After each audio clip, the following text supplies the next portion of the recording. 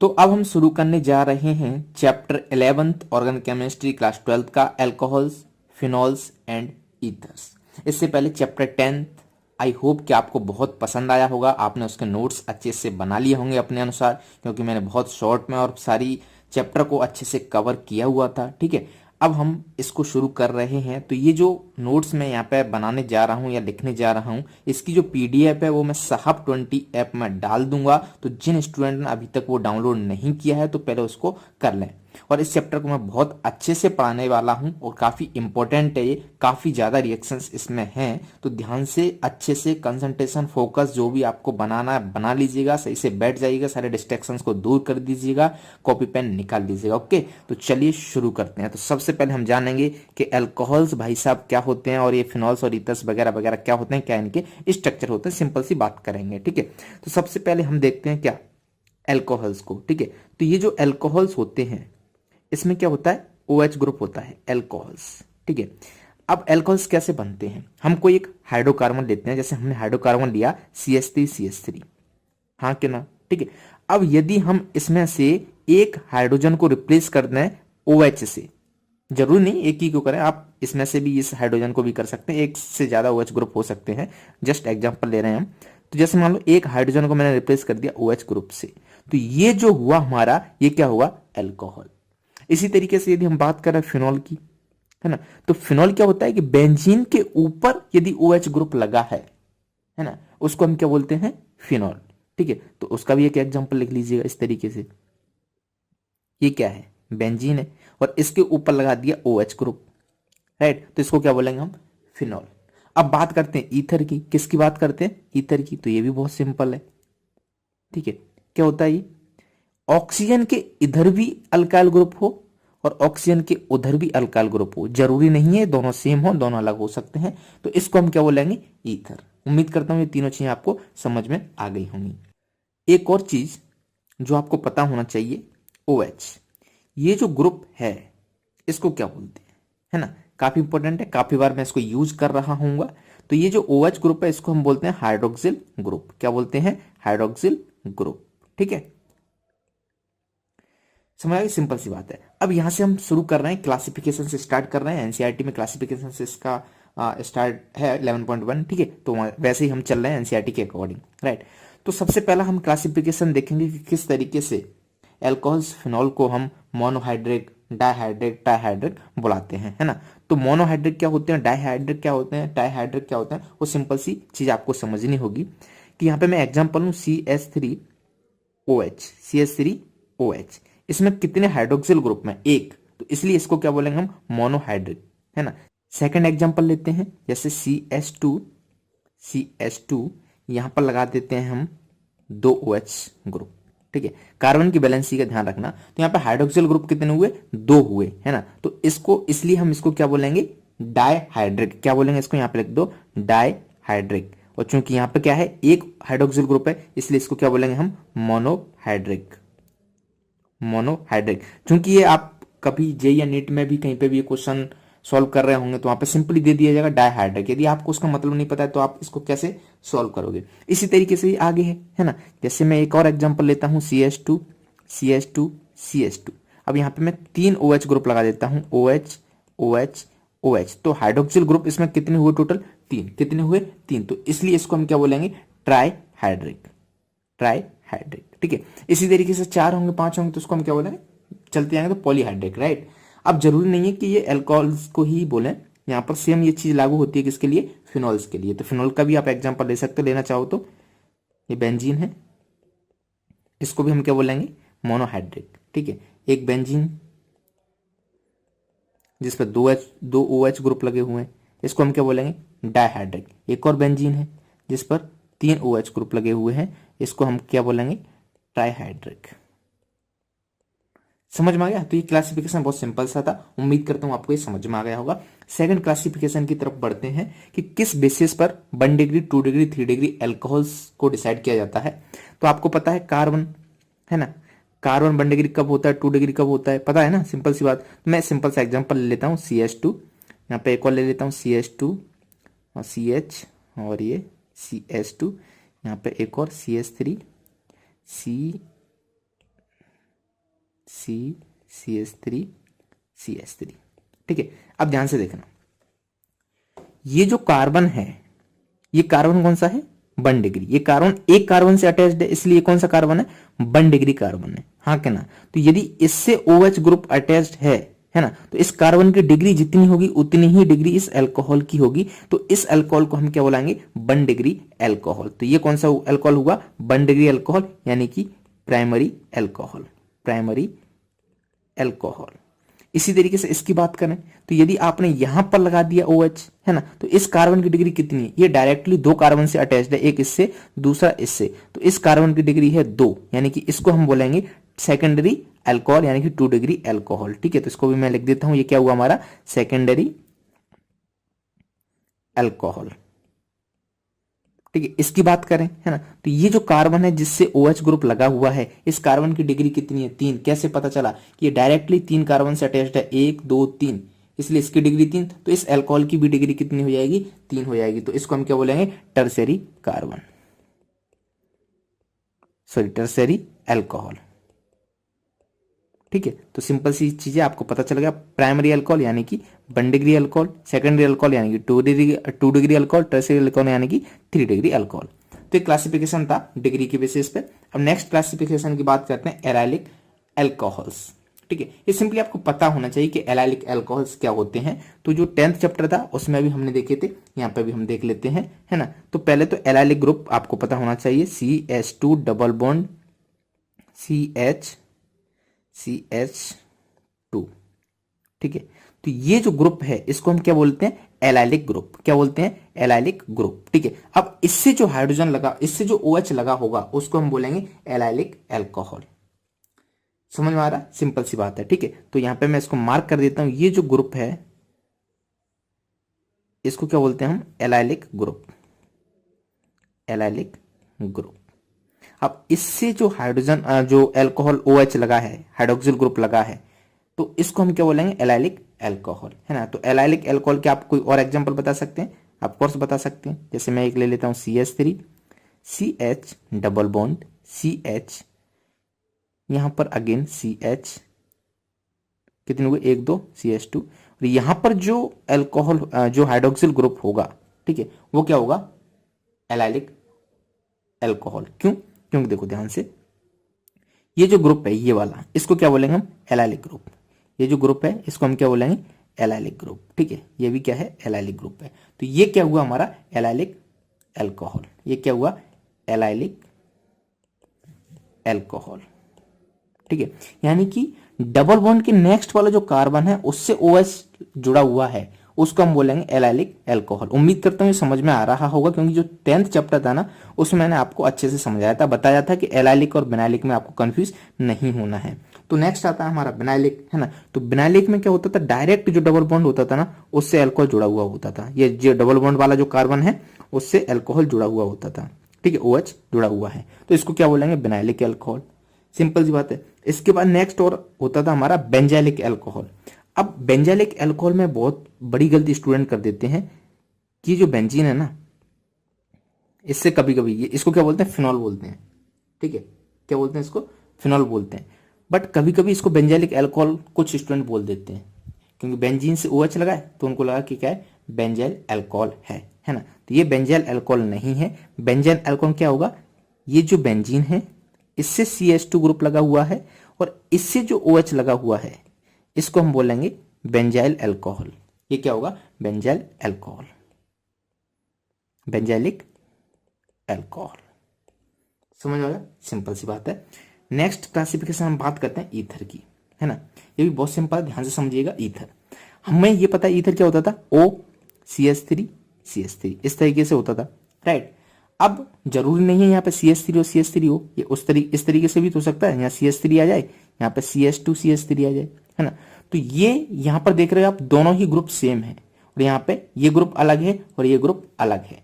जब दोनों group same हो तो उसको हम बोलते हैं सिंपल ईथर, यानी कि सिमेट्रिकल ईथर, है ना। दोनों एक ही नाम है, सिंपल ईथर बोलो, यहाँ पे सिमेट्रिकल ईथर बोलो। क्यों, क्योंकि यहाँ पे क्या है, सिमेट्री है, इधर भी CH3 उधर भी CH3, राइट। अब इसकी बात करें, ये क्या है, ये ग्रुप अलग है, ये ग्रुप अलग है, यहाँ पे कोई भी सिमेट्री नहीं है, इसलिए इसको हम बोलते हैं अनसिमेट्रिकल ईथर, यानी कि मिक्स्ड ईथर। समझ आ गया? इरेज कर दूं तो इसको मैं मिटा देता हूं और फिर से लिखता हूं, तो ध्यान से समझिएगा। राइट, तो हमें ये पता चल गया क्या कि जो सिंपल और सिमेट्रिकल ईथर है उसमें दोनों ग्रुप क्या होते हैं, both alkyl groups are same. ठीक है, यहां पे क्या होते हैं, both alkyl groups are different. Simple सी बात, समझ आएगा? तो आप एग्जाम्पल लिखना है तो एग्जाम्पल तो आप लिख ही सकते हो, CH3O CH3। यहाँ पर दोनों ही ग्रुप क्या है, सेम है। यहाँ पे एग्जाम्पल लिखना है CH3O CH2CH3। यदि एक और एग्जाम्पल लूं तो एक और सिंपल एग्जाम्पल ले सकते हो, C2H5O C2H5। ये क्या, इथाइल है, इथाइल है। ठीक है, यहाँ पे दोनों ग्रुप अलग होना चाहिए, तो एक साइड में ले लेता हूं C2H5 और दूसरी साइड में लेता हूं CH2CH2CH3। तो ये दोनों ही अल्काइल ग्रुप क्या हुए, अलग अलग हुए। राइट, तो किसके बारे में हुआ, ईथर का क्लासिफिकेशन हो गया। तो यहाँ पर हमारा क्लासिफिकेशन तो कंप्लीट हो गया। अब हम देखते हैं second point, preparation of alcohol. काफी इंपॉर्टेंट है क्योंकि यहाँ पे क्या है, रिएक्शन इन्वॉल्व हो जाती है। हम किस तरीके से अल्कोहल को प्रिपेयर करते हैं। तो पहला प्रिपरेशन हम देखेंगे अल्कीन से अल्कोहल कैसे बनाते हैं। तो पहले एक एग्जांपल ले लेते हैं, किसका, अल्कीन का। तो ये है हमारी CH2 डबल बॉन्ड CH2 क्या है, अल्कीन, और इसकी रिएक्शन कराते हैं हम किसके साथ, पानी के साथ, H2O के साथ। ठीक है, फिर उसके बाद हम क्या करते हैं, इसको H+ दे देते हैं। तब यहां से जो हमें प्रोडक्ट मिलता है वो काफी इंटरेस्टिंग है, क्योंकि हम क्या बना रहे हैं, एल्कोहल बना रहे हैं। तो कैसे कैसे मिलता है ना, इसको हम पहले पढ़ चुके हैं, बस थोड़ा सा यहाँ पे फिर देख लेते हैं। तो ये जो H2 है ना, ये क्या है, H+ और OH-, यानी कि एक बार यहाँ पे H+ ऐड होगा, दूसरी जगह OH-, है ना। तो सिंपली यहाँ पे क्या कर दो आप, एक जगह H लगा दो, दूसरी जगह OH लगा दो, OH। तो बेसिकली ये क्या लिखा है, CH3CH2OH। क्या लिखा है, CH3CH2OH। तो इस तरीके से हम क्या करते हैं, प्रोडक्ट बनाते हैं। अब एक और मजेदार बात ये है कि ऐड कैसे कर रहे हैं, मतलब जहां मन आएगा वहां OH ऐड हो जाएगा या फिर H+ ऐड हो जाएगा, ऐसा बिल्कुल भी नहीं है। ठीक है, अभी तो ये सेम थी, यदि आप यहाँ पे OH लगाओ या फिर यहाँ पर लगाओ, कोई फर्क नहीं पड़ने वाला। यदि मैं चेंज कर दूं इस एग्जाम्पल को मैं कर दूं CH3CH डबल बॉन्ड CH2, और फिर मैं इसकी रिएक्शन कराऊं H2O के साथ प्लस H2O। ठीक है, अगेन H+। अब बताओ इसका प्रोडक्ट क्या होगा। तो यहां पर हम फॉलो करेंगे एक रूल्स, जिसका नाम आपको मैंने बताया था, मार्कोव-निकोव्स रूल्स। उसके अकॉर्डिंग OH और H को ऐड करेंगे, जिसको हम पहले चैप्टर में, 10th चैप्टर में देख चुके थे। हाँ के ना, तो सिंपल है। तो यहां से जो प्रोडक्ट मिलेगा, क्या मिलेगा, CH3CH CH2। ठीक है, तो H कहां जाता था, H वहां जाता था जहां पे ज्यादा H है। तो ज्यादा H कहां है, यहाँ, तो यहाँ चला जाएगा H, है ना। पर OH कहां जाएगा, यहाँ, यहाँ जाएगा OH। तो ये हमारा प्रोडक्ट हो गया। तो ये प्रोडक्ट क्या हुआ, CH3CHOH और ये CH3। सिंपल सी बात है, समझ आ गया, है ना। तो इस तरीके से हम क्या करते हैं, अल्कीन से अल्कोहल बनाते हैं। यदि आप यहाँ पे लिखना चाहो तो आप इसको लिख सकते हो, फॉलो मार्कोव-निकोव्स रूल। समझ, अकॉर्डिंग टू मार्कोव-निकोव्स रूल। राइट, तो ये हुई अल्कीन से हम किस तरीके से अल्कोहल बनाते हैं। अब बात करते हैं हम एल्डिहाइड। एल्डिहाइड से कैसे अल्कोहल बनाएंगे। ठीक है, तो यहां पे बेसिकली क्या होता है, रिडक्शन। एल्डिहाइड का हम क्या करते हैं, रिडक्शन। ठीक है, एल्डिहाइड का जब हम रिडक्शन कराते हैं तब हमें क्या मिल जाता है, अल्कोहल मिल जाता है। अब क्वेश्चन ये है कि एल्डिहाइड का रिडक्शन होता कैसे है।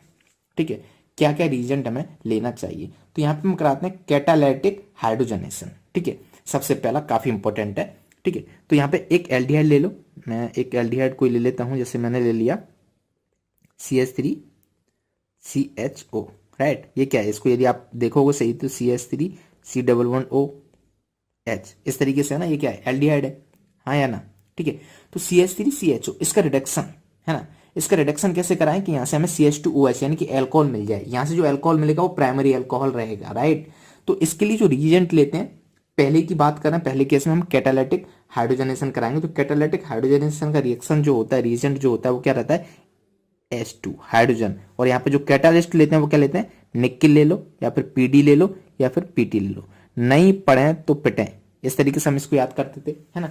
नहीं पढ़ोगे तो पिटोगे, है ना। तो H2 और presence catalyst, in presence of catalyst, catalyst यहाँ पे क्या लेते थे, निकल, पीडी और पीटी, इनमें से कोई भी एक आप ले सकते हो।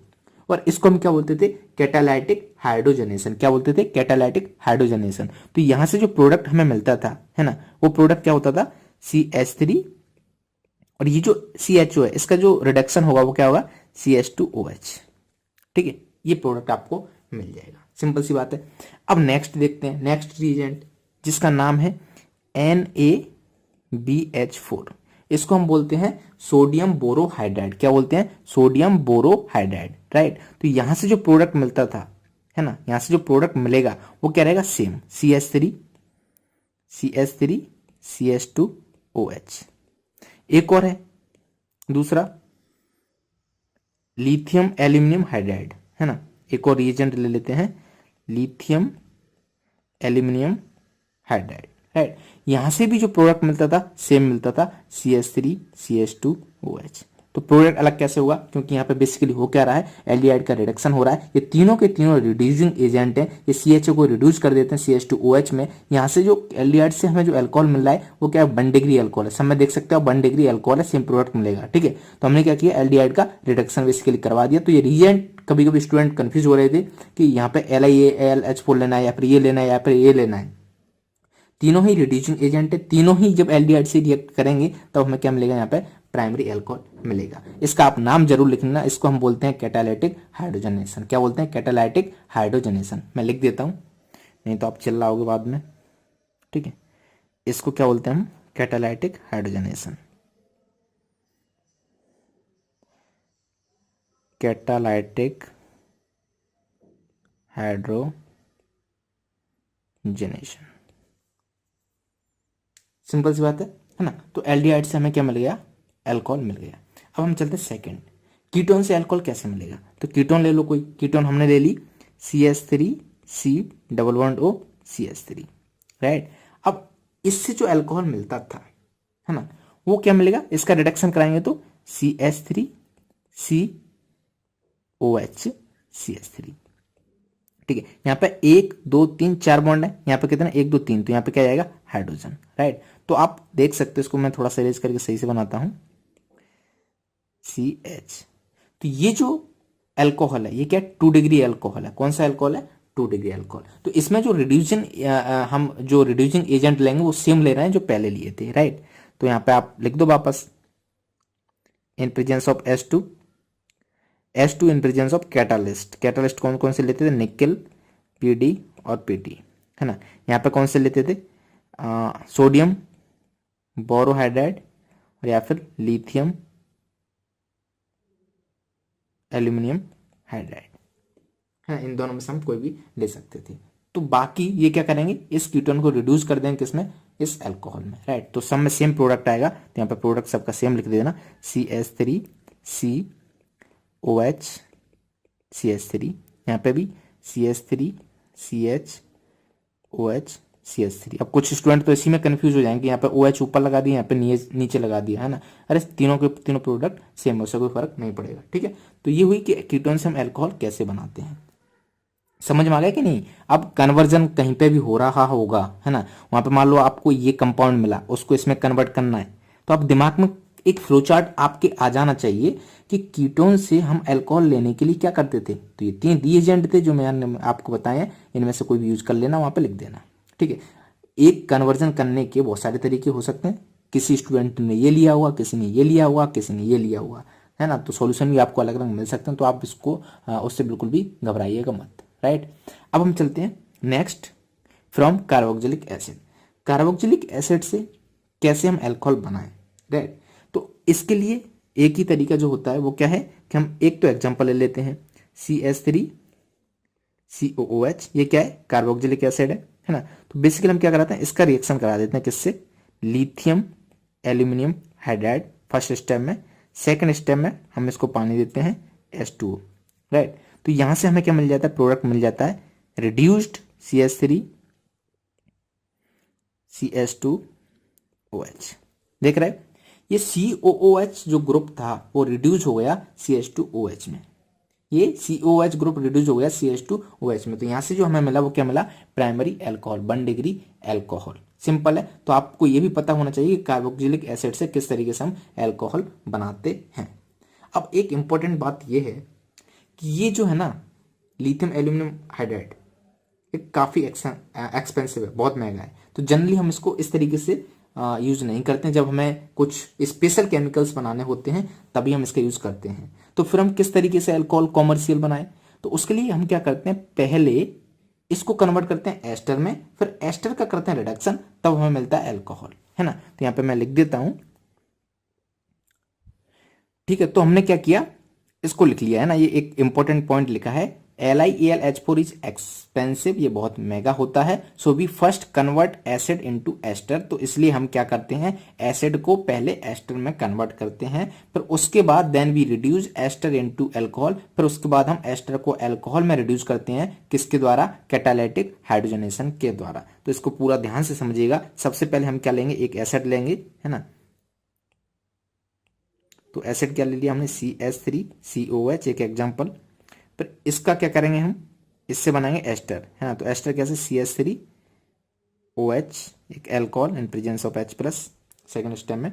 तो यहां से जो हमें मिलेगा वो क्या मिलेगा, CH3COOCH3, ये क्या मिल गया हमें, एस्टर मिल गया। फिर यहां से हम कराएंगे इसकी कैटालिटिक रिडक्शन, है ना, H2 और निकल, या फिर आप यहाँ पे PD या PT भी ले सकते हो। तो यहां से हमें क्या मिलेगा, CH3CH2OH एंड प्लस CH3OH। समझ आ गया, सिंपल सी बात है ना। तो समझ में आ गया कार्बोक्सिलिक एसिड से कैसे अल्कोहल बनाते हैं। इसका लेते हैं लिथियम एल्यूमिनियम हाइड्राइड से, उसका रिडक्शन कर देते हैं, बड़ी एक्सपेंसिव होता है, इसलिए हम क्या करते हैं, पहले एसिड से एस्टर बनाते हैं, है ना, अल्कोहल से के साथ रिएक्ट करा के, फिर जो एस्टर हमें मिलता है उससे क्या करा देते हैं, उसका रिडक्शन करा देते हैं और हमें अल्कोहल बना लेते हैं। रिडक्शन कैसे कराते हैं, सेम H2 निकल से, है ना, कैटालिटिक हाइड्रोजनेशन से। तो ये क्या हुई, हमारी प्रिपरेशन हो गई किसकी, अल्कोहल की, किससे, कार्बोक्सिलिक एसिड से। अब next and most important preparation from Grignard reagent. काफी लोग कंफ्यूज रहते हैं कि कैसे क्या इसमें प्रिपेयर कराते हैं, तो ध्यान से समझिएगा, काफी इंपॉर्टेंट है ये।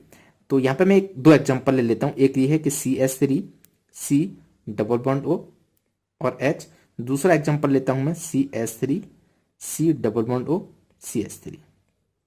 ठीक है, इस स्लाइड को डुप्लीकेट कर लेते हैं। अब देखना ध्यान से, ग्रिग्नार्ड रीजेंट पहले होता क्या है, कुछ स्टूडेंट को तो इतना भी नहीं पता होगा, है ना। तो जिनको नहीं पता है वो ध्यान से सुन लें, RMGX, इसको बोलते हैं ग्रिग्नार्ड रिएजेंट। क्या बोलते हैं, ग्रिग्नार्ड रिएजेंट। यहां पर ये जो R होता है, इस पे क्या रहता है, डेल नेगेटिव, इस पे क्या रहता है, डेल पॉजिटिव, इस पे क्या रहता है, डेल नेगेटिव। इसकी इलेक्ट्रोनेगेटिविटी ज्यादा होती है ना, तो अपनी तरफ खींच लेता है, तो इससे तो कोई लेना देना नहीं। यहाँ पे देखो, इसकी डेल नेगेटिव डेल पॉजिटिव, तो ये जो है ना डेल नेगेटिव वाला, ये क्या कर देता है, अटैक कर देता है यहाँ पे। यहाँ पे अटैक क्यों करता है, क्योंकि यहाँ पे क्या रहता है, डेल पॉजिटिव, राइट, यहाँ पे क्या रहता है, डेल पॉजिटिव। तो जब ये यहाँ पे अटैक करता है तो यहाँ से जो हमें प्रोडक्ट मिलता है वो क्या मिलता है, CH3C, यहाँ पे क्या रहता है O माइनस, है ना, और इधर क्या आ गया R, ये H, ये जो O माइनस है यहाँ पे क्या रहता है MgX, क्योंकि यहाँ पे प्लस था। समझ आ गया, तो ये फाइनली हमें क्या मिल गया, प्रोडक्ट मिल गया। अब इसके साथ हम क्या करा देते हैं, फिर पानी, हाइड्रोलाइसिस करा देते हैं। तो ये जो पानी है वो क्या करेगा, H यहाँ चला जाएगा, OH यहाँ आ जाएगा, है ना। तो यहाँ के बाद जो प्रोडक्ट मिलेगा वो क्या बनेगा, CH3C, यहाँ पे क्या आ जाएगा OH, यहाँ पे H और यहाँ पे R। तो ये हुआ हमारा फाइनल प्रोडक्ट। समझ में आ गया। तो ये पूरी एक मैकेनिज्म मैंने बता दी है। अब सिंपली आपको क्या करना है, एक एग्जांपल जैसे मैं यहाँ पे ले लूं, मैंने लिया C2H5, ठीक है, और हमारा MgX।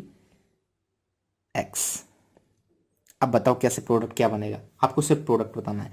तो ये क्या करेगा, यहाँ पर अटैक करेगा, हाँ कि ना, ये क्या करेगा, यहाँ पर अटैक करेगा। तो यहाँ से क्या होगा, CH3C, यहाँ पर अटैक कर दिया इसने कार्बन पर, C2H5, इसको ग्रीन कलर से लिखते हैं, C2H5, राइट, ये तो ऐसे ही था CH3। अब ये जो है O, है ना, O माइनस आ जाएगा। अब ये H2 जब हम डालेंगे तो वहां से H प्लस ले लेगा, यानी कि यहाँ पे OH आ जाएगा। तो ये क्या हुआ हमारा प्रोडक्ट। बाकी क्या बचा इधर, बाकी बचा हमारा MgOHX, इससे कोई लेना देना हमें नहीं है। राइट। क्या बचा, Mg, इसको सही से लिख लेते हैं, MgOH राइट। अब यहां पे भी आप देख सकते हो ये जो है H2O, H plus OH minus, है ना, तो O माइनस क्या करेगा, H प्लस ले लेगा, OH बना लेगा, और जो MgX है वो क्या करेगा, OH लेके MgOHX बना लेगा। ठीक है, तो सिंपली आपको बिल्कुल भी कंफ्यूजन नहीं होना है, बहुत सिंपल है। कैसे सिंपल है कि कोई भी कंपाउंड है कार्बोनिल कंपाउंड, ठीक है, जब हम उसकी रिएक्शन कराते हैं ग्रिग्नार्ड रीजेंट से, है ना, तो यहाँ पर जो अल्काइल ग्रुप होता है वो तो जुड़ जाता है इस कार्बन से, तो ये जुड़ गया इस कार्बन से, और जो ऑक्सीजन होती है वहां पे OH लगा दो, है ना, पानी यदि है वहां पे, तो ये हमें कंपाउंड मिल जाता है सिंपली।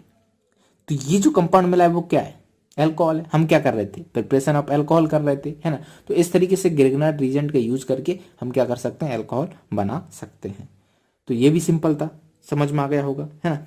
अब हम चलते हैं नेक्स्ट स्लाइड, यानी कि third point, preparation of phenols. इससे पहले हमने क्या देखा, क्लासिफिकेशन देखा, उसके बाद हमने क्या देखा, प्रिपरेशन ऑफ अल्कोहल्स, ठीक है, एंड अब हम देख रहे हैं प्रिपरेशन ऑफ फिनॉल्स, ठीक है, उसके बाद देखेंगे हम प्रिपरेशन ऑफ ईथर्स। तो ये बहुत सिंपल है। तो हमको फिनॉल बनाना है, तो फिनॉल किससे, सबसे पहले हम बनाएंगे हेलो अरीन से, है ना। हेलो अरीन 10th चैप्टर में हमने देख लिया था, आपको पता हो तो। हेलो अरीन क्या होता था कि जो बेंजीन है उससे यदि कोई भी हेलोजन एटम जुड़ा हुआ है तो उसको क्या बोलते थे हम, हेलो अरीन। तो जैसे मैंने बेंजीन से Cl जोड़ दिया तो ये क्या हो गया, हेलो अरीन। अब इससे कैसे बनाते थे हम, कोई आइडिया है आपको क्या बनाते थे इससे, इससे हम बनाते थे फिनॉल। हमें क्या बनाना है, फिनॉल बनाना है, यानी कि यहाँ पे क्या आ जाएगा, OH आ जाएगा। ये OH आता कैसे था, है ना, यदि मैं यहाँ पे इसकी रिएक्शन कराऊं सिर्फ NaOH के साथ, क्या कराऊं, NaOH के साथ रिएक्शन कराऊं, तो क्या हमें फिनॉल मिल जाएगा, नहीं मिलेगा। क्यों, क्योंकि यहाँ पे डबल बॉन्ड कैरेक्टर होता था, इतनी आसानी से तो नहीं मिलने वाला था। तो इसलिए हम इस केस में क्या करते थे, टेम्परेचर और प्रेशर इसका बहुत हाई कर देते थे। टेम्परेचर कर देते थे 623 केल्विन और प्रेशर कर देते थे 300 ATM। ये दो फैक्टर बहुत इंपॉर्टेंट है, at high temperature and high pressure, तब जाके कहीं NOH इसके साथ रिएक्ट करता है और तब हमें क्या मिलता, फिनॉल मिलता। तो मैंने इसको डायरेक्ट यहाँ से इस तरीके से बना दिया, प्रिपेयर कर सकते हैं, राइट। वैसे आपको पता है NaOH है ना, तो यहाँ पे सबसे पहले O माइनस आएगा, फिर उसको H प्लस मिलेगा, राइट। तो इस तरीके से हम क्या कर सकते हैं, हेलो अरीन से फिनॉल बना सकते हैं।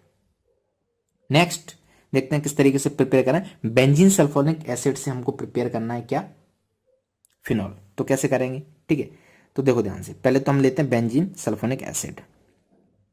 तो ये क्या हुआ हमारा, बेंजीन हुआ, है ना, इसके ऊपर SO3H, इसको हम क्या बोलेंगे, benzene sulphonic acid, right.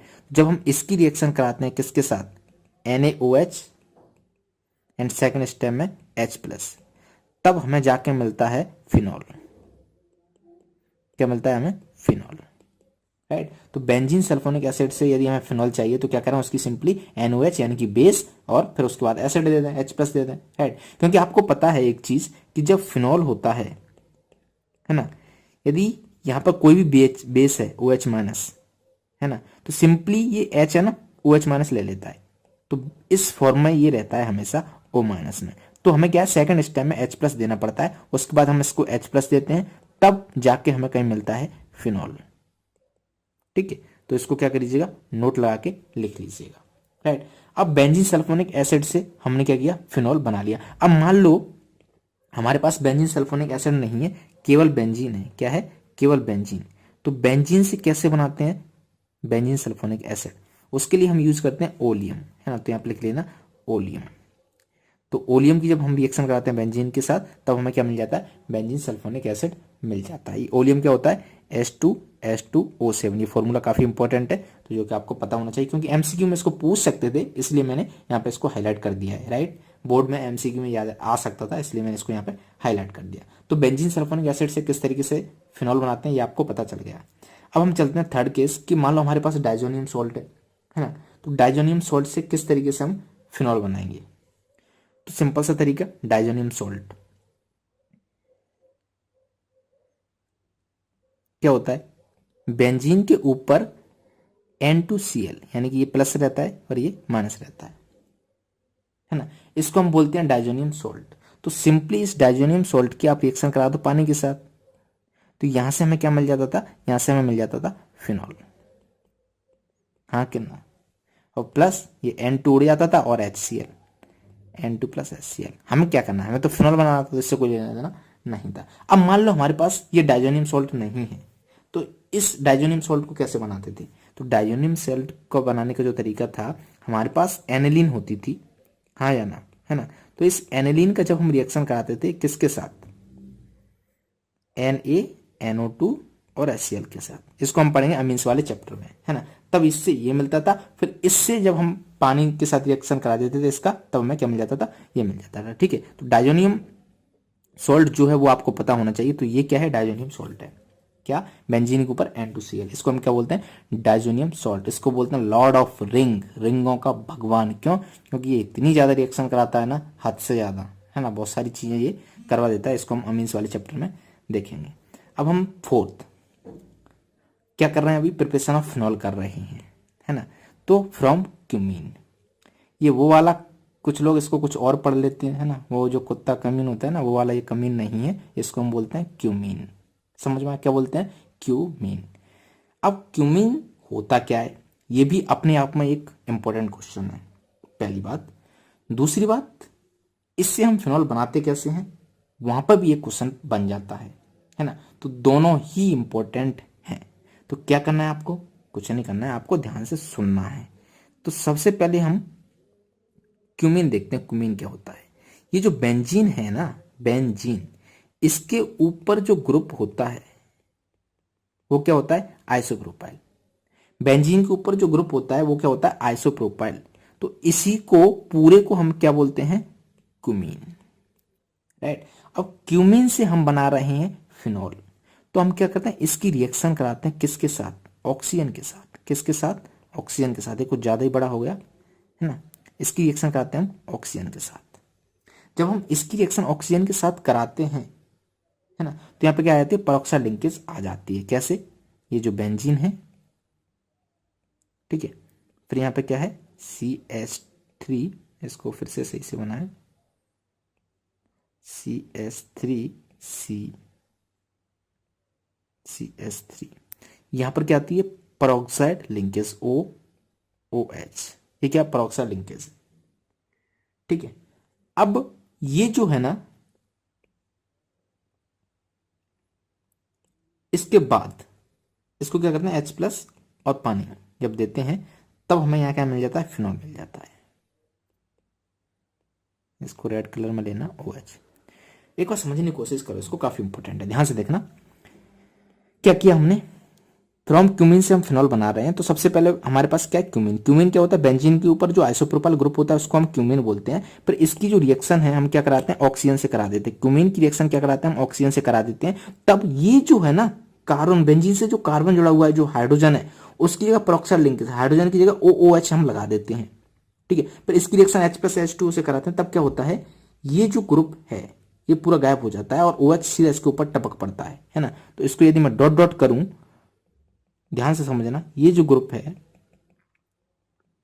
Double bond के साथ चला आता है और ये जो OH वो बेंजीन के ऊपर टपक पड़ता है, यानी कि बेंजीन के ऊपर क्या मिल जाता है हमें, OH। फिर यहां पर जो बचता है वो कौन सा बचता है, ये CH3, C double bond O CH3। क्या बचा यहाँ पे, CH3, यहाँ पे लिख लेते हैं CH3, C double bond O CH3।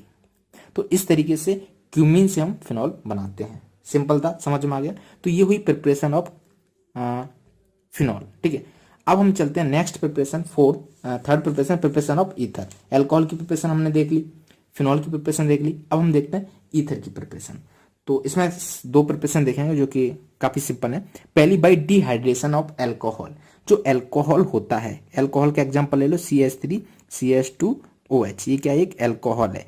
तो इसके डिहाइड्रेशन से हम क्या बना लेते हैं, ईथर बना लेते हैं। कैसे, तो ये जो है ना अल्कोहल, इसकी दो रिएक्शन कराते हैं।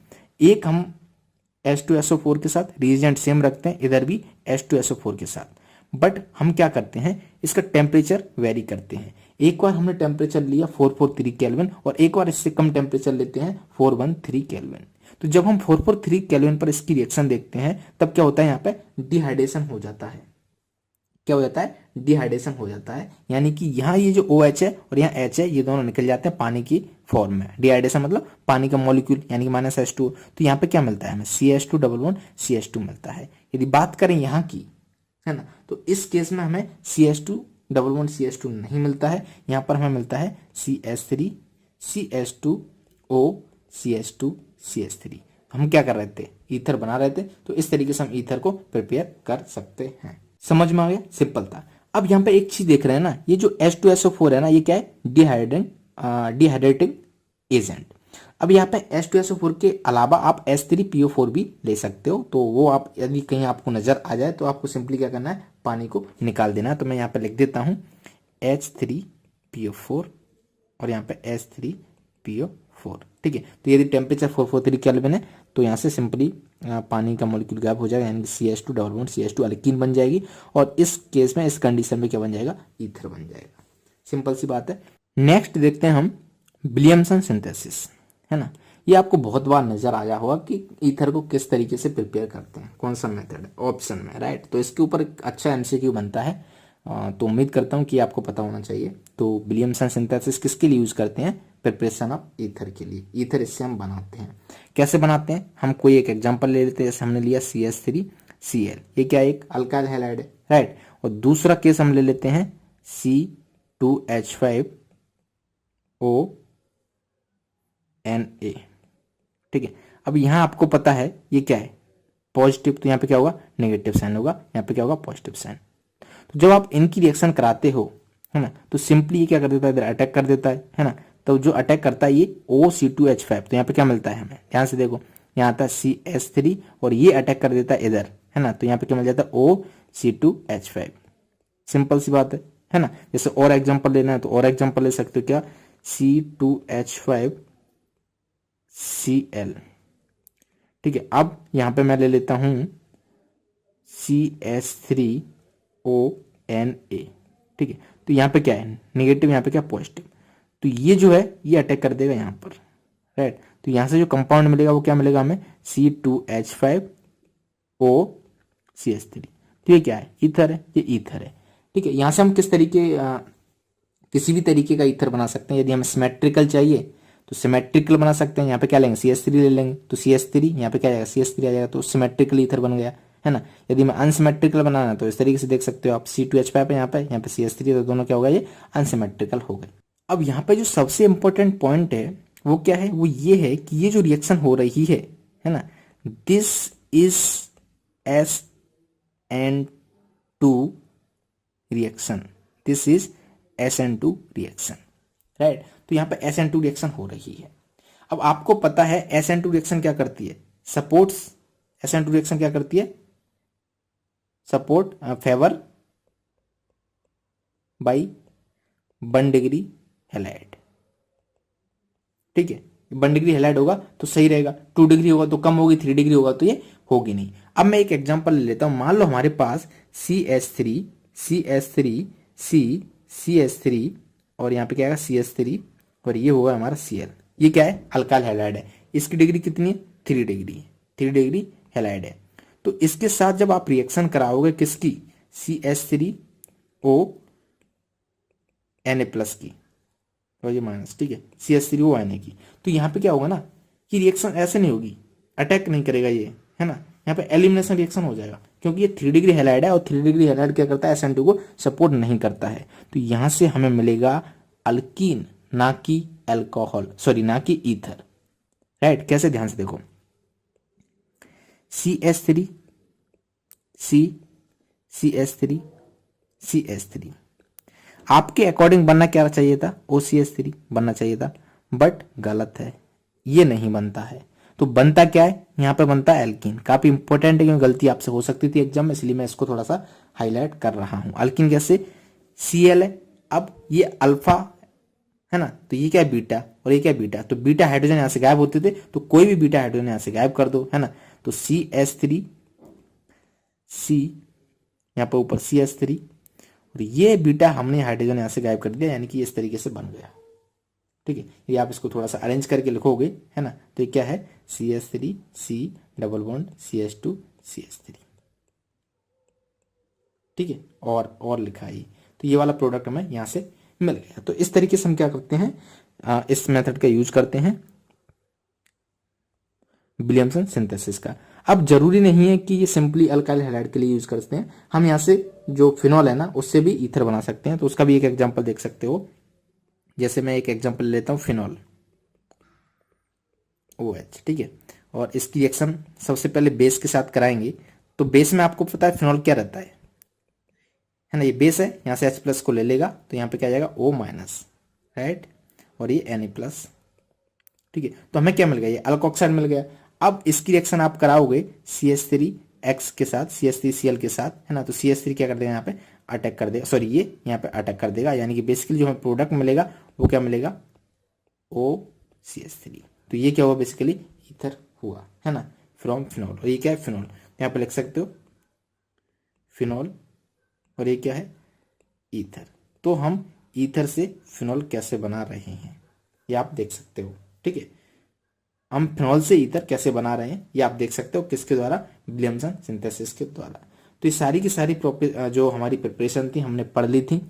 अल्कोहल की प्रिपरेशन पढ़ ली, फिनॉल की पढ़ ली, ईथर की पढ़ ली। तो अब शुरू करते हैं केमिकल रिएक्शंस ऑफ अल्कोहल्स। काफी इंपॉर्टेंट टॉपिक यहाँ से स्टार्ट हो रहा है, केमिकल रिएक्शंस, है ना। क्योंकि ऑर्गेनिक में यदि सबसे ज्यादा डर किसी स्टूडेंट को लगता है तो वो लगता है केमिकल रिएक्शन से, पता नहीं कहाँ पे कौन सा रिएजेंट यूज होता है और कौन सा प्रोडक्ट बनता है। बिलीव मी, मैं बहुत सिंपल वे में इसको पढ़ाने वाला हूं, तो अच्छे से पढ़िएगा, ध्यान से एक एक चीज को समझते हुए, राइट।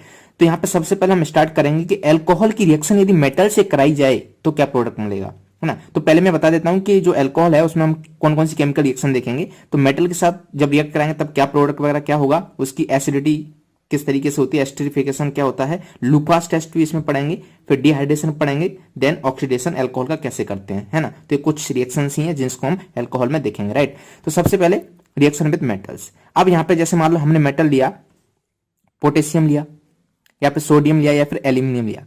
जब हम अल्कोहल की रिएक्शन इसके साथ कराते हैं तो अल्कोहल के पास जो H होता है वो क्या रहता है, एसिडिक रहता है ना। तो वहां से ये क्या कर देते हैं, रिलीज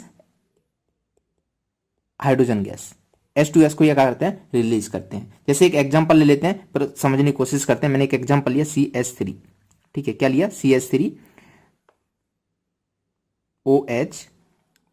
इसकी रिएक्शन हम करा रहे हैं सोडियम के साथ। जरूर नहीं यहाँ पे सोडियम ले, आप कोई भी मेटल दे सकते हो, ठीक है। तो यहां से प्रोडक्ट क्या मिलेगा, CH3O-, ठीक है। ये जो H है ये कन्वर्ट हो जाएगी H2 में, है ना। तो यहाँ पे क्या निकलेगा, हाइड्रोजन लिबरेट होगी। बाकी यहाँ पे बैलेंस कर दो तो क्या आ जाएगा, सोडियम आ जाएगा, Na+, राइट। तो आप ये देख रहे हो ना, इसका नाम क्या है, नाम बता सकते हो, इसको हम बोलते हैं अल्कोक्साइड। क्या बोलते हैं, अल्कोक्साइड, समझ आ गई। और ये क्या हुई, हमारी हाइड्रोजन गैस, ये तो पता ही है आपको। तो सबसे इंपॉर्टेंट पॉइंट इसका ये है, इससे जो क्वेश्चन बनता है कॉम्पिटेटिव एग्जाम, वो है कि ये मॉलिक्यूल्स आपको दे दिए और बहुत सारे वहां पे OH हैं, तो आपसे ये पूछ लिया जाएगा कि इस मॉलिक्यूल से कितनी हाइड्रोजन गैस निकलेगी, है ना, कितने मोल H2 गैस निकलेगी। तो इस तरीके से क्वेश्चन यहाँ पे बनाया जा सकते हैं। तो इसको आप बैलेंस कर लेना, वो तो आप कर ही सकते हैं, इंपॉर्टेंट नहीं है, राइट। अब जैसे एक और एग्जांपल लेते हैं, मान लो यही लेते हैं हम CH3, ठीक है, OH। इस अल्कोहल की रिएक्शन कराते हैं हम एल्यूमिनियम के साथ, ठीक है। तो क्या प्रोडक्ट मिलेगा। अब सिंपल सी बात, हमें यह पता है कि ये जो है ना CH3O-, अल्कोक्साइड यहाँ पे बनेगा CH3O-, ठीक है। अब H2 गैस तो रिलीज होगी होगी, है ना। तो यहाँ पे आपने हाइड्रोजन गैस को रिलीज कर दिया। अब ये देखना है आपको कि यहाँ पर ये एल्यूमिनियम के साथ आ रहा है, तो आपको पता है ना एल्यूमिनियम की बैलेंसी कितनी होती है, एल्यूमिनियम की बैलेंसी होती है 3, +3 चार्ज होता है ना। तो ये जो ब्रैकेट में आएगा यहाँ पे क्या आ जाएगा, 3 आ जाएगा, ठीक है। तो इस तरीके से आप लिख सकते हो, जैसे AlCl3 है उसी तरीके से ये भी है, समझ आ गया, सिंपल सी बात थी। तो ये हुई हमारी रिएक्शन विथ मेटल। और अब जैसे मान लो एक एग्जांपल और ले लेते हैं, यहाँ पर OH है, ठीक है, कार्बन, और COH सपोज, ठीक है, एक ही इसका मॉलिक्यूल है। अब इसकी रिएक्शन आप करा रहे हैं पोटेशियम के साथ। अब आपसे ये पूछा जाए कि कितने मॉलिक्यूल हाइड्रोजन के निकलेंगे, तो कैसे बताओगे। तो सिंपल सी आप क्या करो, काउंट कर लोगे कितने OH हैं, ठीक है। एक OH से हाफ H2 निकलता है, 2 OH से कितना लगेगा, एक H2, है ना। तो टोटल 4 है, तो यहां से इस तरीके से 2H2 के मॉलिक्यूल निकल जाएंगे। तो ये तो बहुत सिंपल हुई, बस जस्ट काउंटिंग, है ना। तो ये ऐसे क्वेश्चन एग्जाम में आते हैं, तो इसका थोड़ा सा आपको ध्यान रखना है। अब हम चलते हैं नेक्स्ट रिएक्शन के। अब हम देखते हैं एसिडिटी ऑफ अल्कोहल्स। तो सबसे पहले हम क्या करते हैं, अल्कोहल्स के कुछ एग्जांपल ले लेते हैं और फिर हमें बताना होगा कि उनकी एसिडिटी क्या होगी, है ना, क्या एसिडिक ऑर्डर रहेगा। तो जैसे मान लो CH2OH, राइट, यहाँ पे अभी CH2OH, है ना। इधर भी ले लेते हैं CH2 वेट CH2OH, राइट। अब इससे ये मान लो यहाँ पे कोई CH3 ग्रुप है, एक ग्रुप है, यहाँ पे 2 CH3 लगे हुए, CH3 ठीक है, यहाँ पे 3 CH3 लगेंगे, CH3 और ये CH3, ठीक है। अब आपको एक कार्बन की जो बैलेंस है उसका भी ध्यान रखना है। यहाँ पे 4 बॉन्ड है, सही है, यहाँ पे कितने 1 2 3 4 है ना, तो यहाँ पे एक ही हाइड्रोजन आएगा, 1 2 3 4, और यहाँ पे एक भी हाइड्रोजन नहीं आएगा, है ना। तो इस बात को आपको ध्यान रखना है, कार्बन के 4 बॉन्ड ही बनाना है। तो ये जो हमारा हुआ इसको हम क्या बोलेंगे, 1 डिग्री अल्कोहल, है ना। ये जो हुआ 2 डिग्री अल्कोहल है, और ये हुई जो 3 डिग्री अल्कोहल है। अब बताओ इन तीनों में सबसे ज्यादा एसिडिक कौन होगा इन नेचर, ठीक है। तो एक बात हमें पता है, ये जो है CH2OH, राइट, यहां पर ऑक्सीजन पर क्या होता है, इलेक्ट्रॉन डेंसिटी, और इसकी इलेक्ट्रॉन नेगेटिविटी हाइड्रोजन से ज्यादा होती है, तो ये इलेक्ट्रॉन अपनी तरफ खींचते हैं। यानी कि जितना ज्यादा ये पोलर होगा उतना अच्छा एसिड होगा, उतनी जल्दी ये H+ दे देगा, है ना। यानी कि जितना अच्छा पोलरिटी उतना अच्छा ये एसिड। तो सिंपल सी बात है कि जब हम इसमें CH3 ग्रुप, यानी कि CH3 ग्रुप क्या है, plus I effect, electron releasing effect है ना, तो ये क्या करेगा, प्लस आई इफेक्ट से इलेक्ट्रॉन रिलीज करेगा, यानी कि इसकी पोलरिटी को कम करेगा। यहाँ पे एक अल्काइल है, यहाँ पे 2 अल्काइल है, यहाँ पे 3 अल्काइल ग्रुप है ना, तो ये क्या कर रहे हैं, इसकी पोलरिटी को कम कर रहे हैं। तो जैसे जैसे डिग्री बढ़ती जा रही है पोलरिटी कम होती आएगी, यानी कि एसिडिक नेचर कम होता जाएगा। तो सबसे ज्यादा जो एसिडिक नेचर रहेगा वो किसका रहेगा, इसका, समझ रहे हैं ना। तो ये हुआ हमारा एसिडिक नेचर। तो आई होप ये समझ में आ गया होगा, सिंपल सा था। अब हम देखते हैं एस्टरिफिकेशन। एस्टरिफिकेशन क्या होता है, सिंपल सी प्रोसेस है, जब अल्कोहल का हम रिएक्शन कराते हैं कार्बोक्सिलिक एसिड या फिर एसिड क्लोराइड या फिर एसिड एनहाइड्राइड के साथ, तब हमें क्या मिलता है, एस्टर मिलता है। तो basically conversion of alcohol into ester is known as esterification. हम क्या कर रहे हैं, वहां पे एस्टर बना रहे हैं। तो सिंपल सी बात है, मैंने यहाँ पे एक अल्कोहल लिया और एक ये क्या एसिड, आप देख रहे हैं COOH, ये क्या है, एसिड, क्या है, कार्बोक्सिलिक एसिड, राइट। तो अब जब हम इसकी रिएक्शन कराएंगे, है ना, तो यहां से क्या होगा, पानी आप निकाल दो, क्या कर दो, H2 आप यहां से निकाल दो, ये जो H2 है ये यहां से निकाल दो, तो हमें क्या मिल जाएगा, प्रोडक्ट मिल जाएगा। तो जो प्रोडक्ट मिला वो प्रोडक्ट आप लिख दो, क्या मिला, CH3, ये क्या है यहाँ पे O, है ना, CH3O, फिर ये ब्लू कलर में यहां पे कनेक्ट हो जाएगा C double bond O C2H5, ठीक है। तो आप देख रहे हैं ये क्या है, एस्टर है ना। तो इस तरीके से हमें क्या मिला, एस्टर मिला, प्लस पानी, पानी तो हमने निकाल दिया। इस पानी को हम साथ साथ में कलेक्ट करते रहेंगे, अदरवाइज ये रिएक्शन बैकवर्ड चली जाएगी, रिवर्सिबल रिएक्शन है ना, फॉरवर्ड कैसे होगी, हमें प्रोडक्ट ही नहीं मिला। तो इसको हम साथ साथ जैसे ही बनता है इसको कलेक्ट करते जाते हैं, यहां से हटाते जाते हैं। एक और रिएक्शन देखते हैं, एल्कोहल की जब रिएक्शन हम कराएंगे एसिड क्लोराइड के साथ, किसके साथ, एसिड क्लोराइड, यानी कि CH3COCl, इसको क्या बोलेंगे, एसिड क्लोराइड। तो जो प्रोडक्ट मिलेगा वो प्रोडक्ट क्या मिलेगा आपको बताना है ना। तो यहाँ पे अगेन ये जो है, यहाँ पे हम लेते हैं पायरिडीन, पायरिडीन के साथ इसकी रिएक्शन कराते हैं, है ना।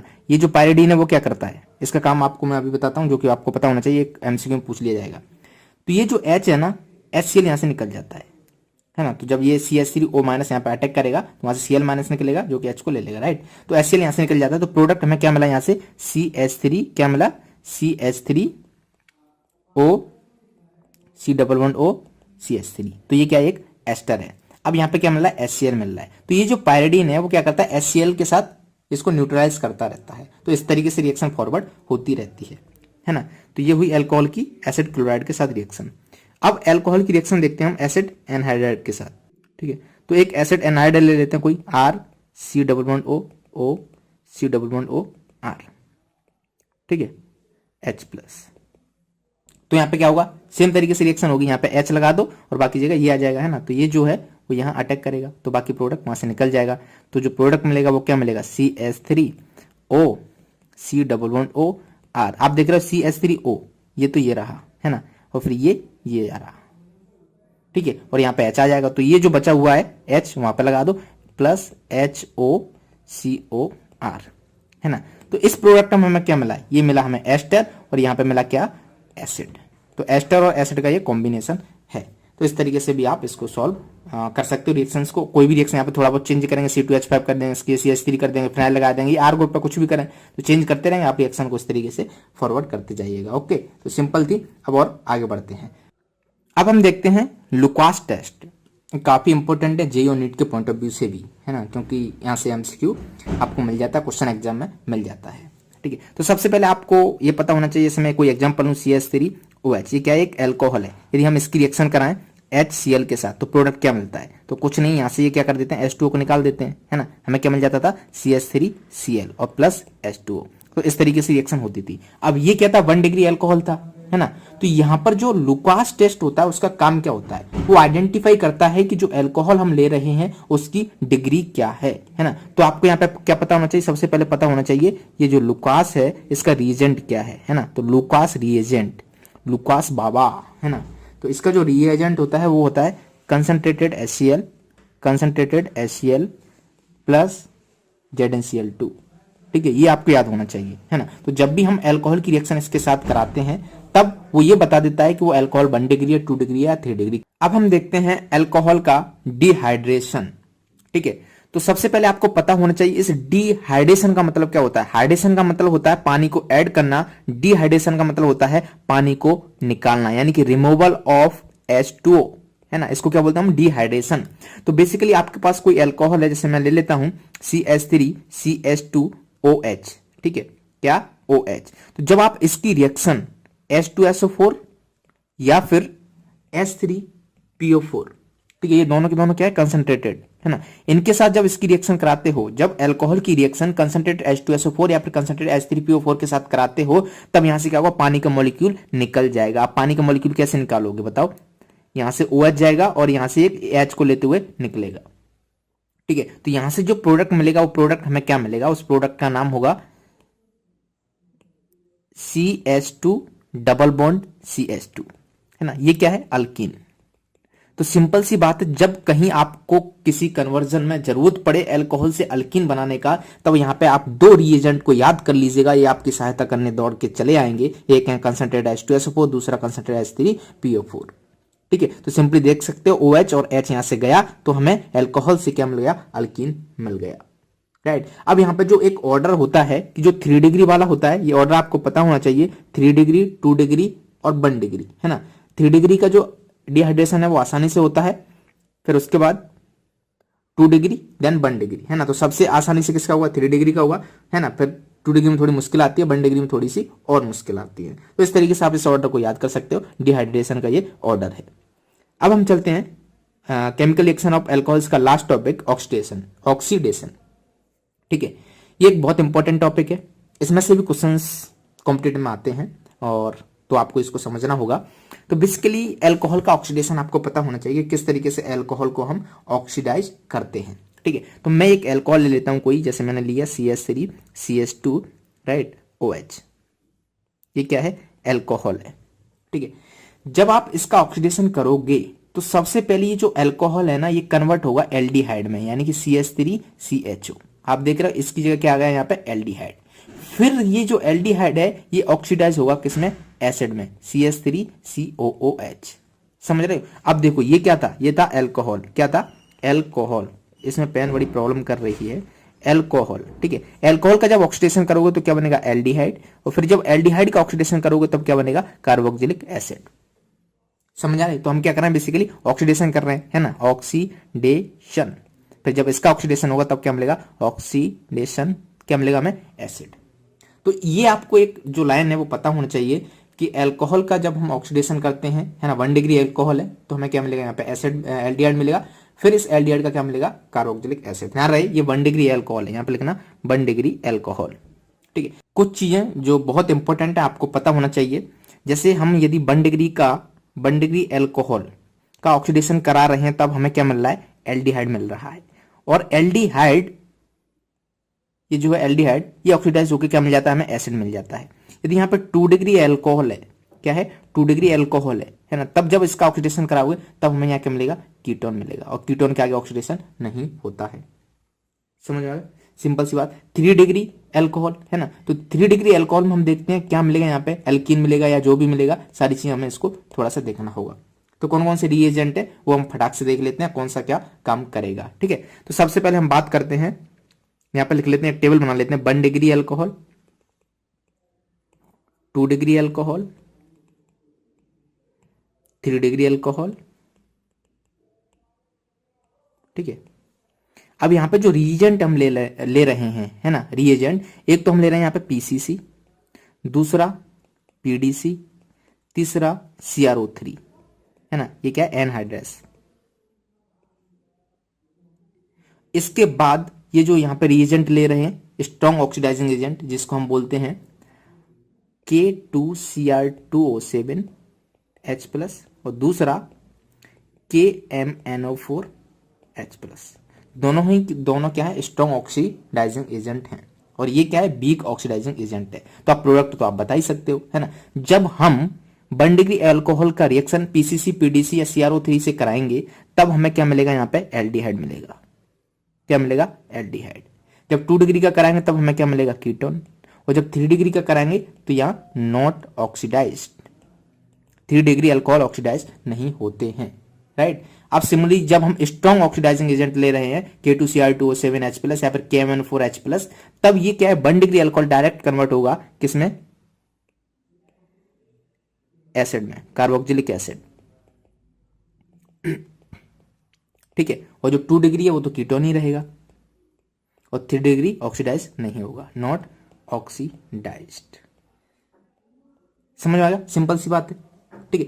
अब एक चीज ध्यान से मैं आपको बता देता हूं, कॉपर के साथ, है ना। कॉपर के साथ एक अलग केस है, तो उसको समझने की कोशिश कीजिएगा। जैसे मैंने यहां पे लिया CH3 CH2OH और इसकी रिएक्शन कराई कॉपर, और टेम्परेचर रखा 573 केल्विन, ठीक है। तो यहां से जो हमें अल्कोहल मिलेगा वो क्या मिलेगा, CH3 CH2 CHO, राइट, यानी कि एल्डिहाइड मिल जाएगा यहां से, क्योंकि ये क्या है, एक वीक ऑक्सीडाइजिंग एजेंट है। अब यदि मैं यहां पर सेकेंड डिग्री लूं तो CH2 CH3, इसको मिटाते हैं, CH3 CHOH CH3, ये क्या है, 2 डिग्री है ना। और इसकी रिएक्शन किससे करा रहे हैं, अगेन कॉपर से करा रहे हैं, किस टेम्परेचर पर, 573 केल्विन पर, ठीक है। तो यहां से जो मिलेगा हमें वो क्या मिलेगा, कीटोन C++O CH3 कॉपर के साथ, क्योंकि ये 2 डिग्री अल्कोहल था, ये क्या था, 1 डिग्री, ये क्या था, 2 डिग्री, है ना। तो मैं क्या मिल गया, 2 डिग्री से कीटोन मिला, 1 डिग्री से एल्डिहाइड मिला। अब एक और एक्स्ट्रा केस जो आपके लिए इंपॉर्टेंट है, जानना हो सकता है, उसको याद कर लीजिएगा, है ना, क्योंकि कहीं ना कहीं फ्लो में आप लिख दो कि ऑक्सीडाइज वो नहीं होगा। तो जैसे मैं लेता हूं CH3 और यहां पर OH, तो ये क्या है, 3 डिग्री है ना, टर्शियरी अल्कोहल है।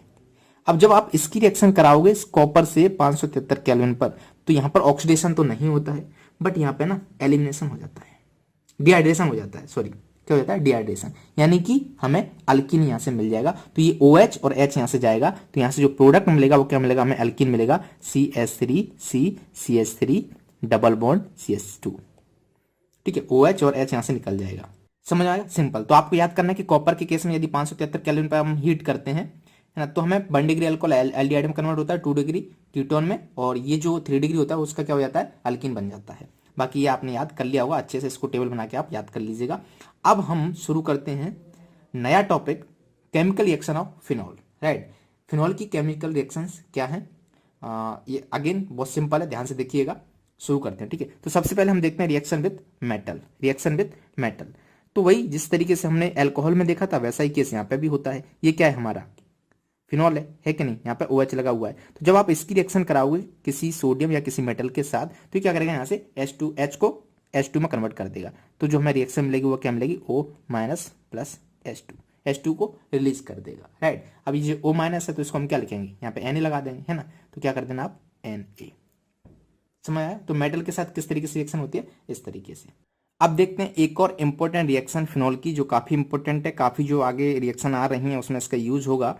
कि मान लो हमारे पास फिनॉल है, क्या है, फिनॉल, और इस फिनॉल का यदि हम किसी भी बेस से रिएक्शन कराते हैं, बेसिक मीडियम में रिएक्शन कराते हैं, तब हमें क्या मिल जाता है, यहाँ पे फिनॉक्साइड आयन मिल जाता है। सिंपली OH की क्या लगा दो, O- लगा दो और पानी निकाल दो, ठीक है। ये जो H+ है वो OH, ये OH और ये H क्या मिल जाएगा, H2 बना लेंगे। तो ये आपको पता होना चाहिए, बेसिक मीडियम, यहाँ पे NaOH ले लो या फिर KOH ले लो, आपको जो भी लेना ले लेना, बट बेसिक मीडियम में फिनॉल किस में होता है, फिनॉक्साइड में कन्वर्ट हो जाता है, ठीक है। तो जब भी आपको NaOH या KOH देखे तो सिंपली आप इसको बना दीजिएगा। आप बैलेंस यहाँ पे सोडियम लगाओगे तो यहाँ पे भी सोडियम लगा देना, ठीक है। तो अब इसके आगे की रिएक्शन देखते हैं, सेकंड वाली, एस्टरिफिकेशन, ठीक है। तो सेम है, जिस तरीके से हमने अल्कोहल में देखी थी वैसी ही है, हम सिर्फ यहाँ पे क्या कर रहे हैं, CH3 या फिर जो अल्काइल ग्रुप है उसकी जगह फिनाइल ले आ रहे हैं, है ना। तो बाकी सारी रिएक्शन सेम रहेंगी। तो चलिए फिर मैं इसको थोड़ा सा एक्सप्लेन कर देता हूं, मैंने पहले ही इसको लिख दिया है जिससे कोई कंफ्यूजन ना हो। ये हमने फिनॉल लिया, ठीक है। और ये है हमारा कार्बोक्सिलिक एसिड। एस्टरिफिकेशन क्या होता है, जब फिनॉल या अल्कोहल को अपन कार्बोक्सिलिक एसिड या फिर एसिड एनहाइड्राइड या फिर एसिड क्लोराइड के साथ रिएक्ट कराते हैं तब हमें क्या मिलता है, एस्टर मिलता है ना। तो कन्वर्जन अल्कोहल का एस्टर में कहलाता है एस्टरिफिकेशन। अब समझ लेना, हम पहली रिएक्शन देखते हैं, जब फिनॉल को हम CH3COOH यानी कि एसिड के साथ रिएक्ट कराते हैं तब हमें क्या मिलता है, एस्टर मिलता है। कैसे मिलता है, तो ये देख रहे हो आप, ये ब्लू कलर में है, ये ग्रीन कलर में है ना। तो यहाँ का जो H है वो यहाँ शिफ्ट हो जाता है ना। और ये मतलब इस तरीके से आप पानी निकाल दो इसमें H2, तो देख रहे हैं ना HO और H। तो आप देखो ये जो था फिनॉक्साइड आयन, ये यहाँ रहेगा और ये यहाँ पे शिफ्ट हो जाएगा, अटैक कर देगा C+O CH3। इसी तरीके से यहाँ की बात करें है ना, तो क्या करेगा, ये यहाँ पर अटैक करेगा और ये यहाँ से निकल जाएगा, राइट। तो जब यहाँ पर अटैक करेगा तो ये जो था ये यहाँ पर रहा और CH3CO यहाँ पे लग जाएगा, ठीक है।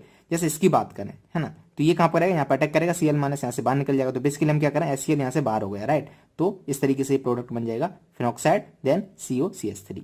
सिंपल से प्रोडक्ट थे, आई होप कि समझ में आ गए होंगे। नेक्स्ट हम बात करते हैं कि ये जो रिएक्शन है एक एनसीईआरटी में दी हुई है, काफी इंपॉर्टेंट है, तो इसको आप याद कर लीजिएगा। बेसिकली क्या, ये सैलिसिलिक एसिड है ना, फिनॉल है वहां पे COH लगाया, तो इसको हम क्या बोलते हैं, सैलिसिलिक एसिड। जब इसका रिएक्शन हम कराते हैं एसिड एनहाइड्राइड के साथ तब हमें एक कंपाउंड मिलता है जिसका नाम है एस्प्रीन, और एस्प्रीन का जो नाम होता है एक और, उसको बोलते हैं एसिटाइल सैलिसिलिक एसिड। तो आपसे क्या पूछा जा सकता है कि which of the following aspirin, और एस्प्रीन का कॉमन नाम क्या है, या ये किसका नाम है, एस्प्रीन का स्ट्रक्चर क्या है, ये किसका स्ट्रक्चर है ना। जब इसके साथ रिएक्शन करेंगे तो प्रोडक्ट क्या बनेगा, है ना, कौन कौन से प्रोडक्ट बनेंगे। तो इस तरीके से इस पर 4-5 क्वेश्चन बनाए जा सकते हैं, ठीक है। तो ये पता होना चाहिए। तो सिंपली क्या होगा, ये है ना, तो यहाँ पर अटैक करेगा तो यहाँ से निकल जाएगा, राइट। तो ये इधर ऐड हो गया, यानी कि C+O ये ब्लू कलर देख रहे हैं आप, ब्लू कलर यहाँ, और ये जो H है ग्रीन कलर वाला ब्लू कलर के साथ चला गया, यानी कि CH3COH CH3CO और OOH। तो इस तरीके से प्रोडक्ट बना सकते हो, प्रैक्टिस करोगे तो ये हो जाएगा, ठीक है। तो ये हुई हमारी कौन सी, एस्टरिफिकेशन। अब इसके बाद हम चलते हैं नेक्स्ट रिएक्शन जिसका नाम है कोल्वे रिएक्शन। क्या नाम है, कोल्वे रिएक्शन। तो कोल्वे रिएक्शन बहुत सिंपल सी होती है कि हमने कोई लिया क्या, बेंजीन, ठीक है, और यहाँ पे लगाया OH ग्रुप, तो ये क्या हुआ, हमारा फिनॉल है। क्या है, फिनॉल। जब हम इसकी रिएक्शन कराते हैं NOH के साथ, ये क्या एक बेस है ना। तो अब हमें पता है जब बेस है तो यहाँ पे क्या, फिनॉक्साइड आयन तो बनेगा ही बनेगा। तो आपने क्या किया, फिनॉक्साइड आयन पहले बना दिया, ठीक है। फिर इसका हम क्या कराते हैं, रिएक्शन कराते हैं CO2 के साथ, देन सेकंड स्टेप में H+ के साथ। तो जो हमें प्रोडक्ट मिलता है वो इंपॉर्टेंट है, वो क्या है, बेंजीन, उसके ऊपर OH, और यहाँ ऑर्थो पे लग जाता है COH, है ना। इसी को तो बोलते थे हम सैलिसिलिक एसिड, इसका नाम क्या था, सैलिसिलिक एसिड, लिख देना सैलिसिलिक एसिड। तो अब आपको पता चल गया क्या कॉल्वी रिएक्शन क्या होती है ना। तो कॉल्वी रिएक्शन के कुछ पॉइंट, रीएजेंट क्या होता है, NaOH या फिर KOH, जो भी आप ले लेना। सेकंड पॉइंट, प्रोडक्ट, जो आपको याद करना है, प्रोडक्ट क्या होता है, सैलिसिलिक एसिड, है ना। कॉल्वी रिएक्शन क्या करती है, फिनॉल को सैलिसिलिक एसिड में कन्वर्ट करती है। तो ये होगी सिंपल सी हमारी कॉल्वी रिएक्शन। 2 नंबर में आए, डिफाइन करके आ जाना, और जो कॉम्पिटिटिव वाले हैं वो भी इसको याद रखें क्योंकि काफी इंपॉर्टेंट है। वो सिर्फ इतना याद रखें फिनॉल से क्या प्रोडक्ट हमें मिल रहा होता है। नेक्स्ट इंपॉर्टेंट रिएक्शन है हमारी रीमर टीमन रिएक्शन। ये भी कुछ ऐसी ही है, कैसी, ये हमारा फिनॉल है, ठीक है। जब हम फिनॉल की रिएक्शन कराते हैं, अब यहाँ पे रिएजेंट चेंज हो गया, हम कॉल्वी रिएक्शन में रिएजेंट ले लेते हैं NaOH, और रीमर टीमर रिएक्शन में हम लेते हैं CHCl3 प्लस एक्वस NaOH, है ना।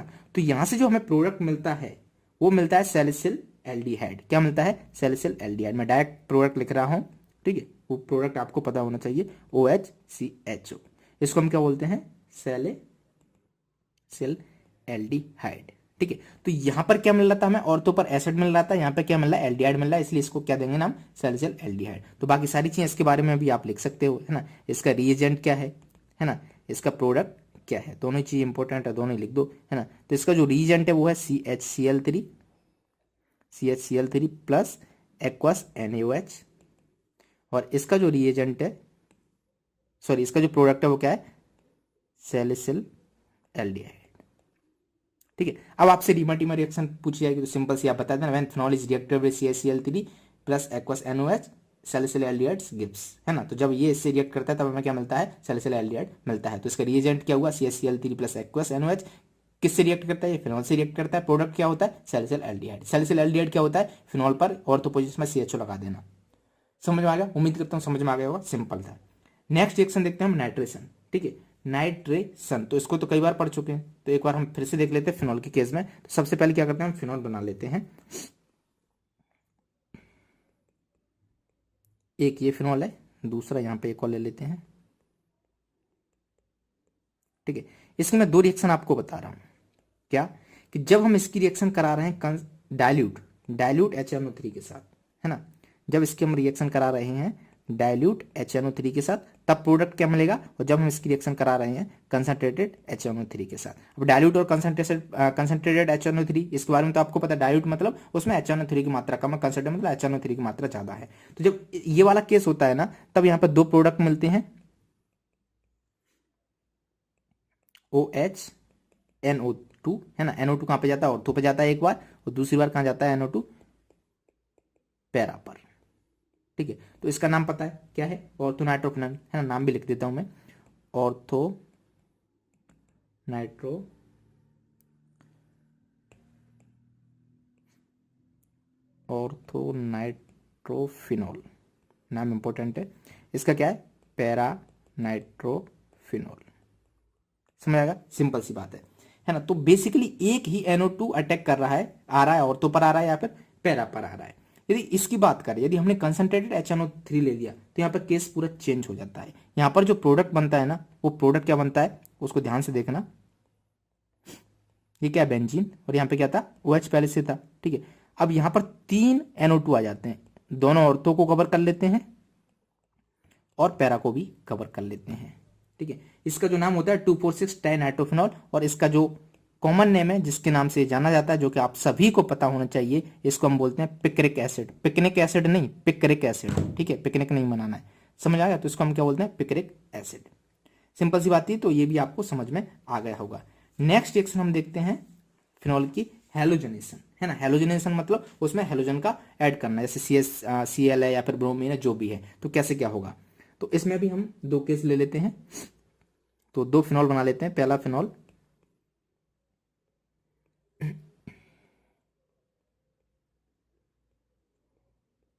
OH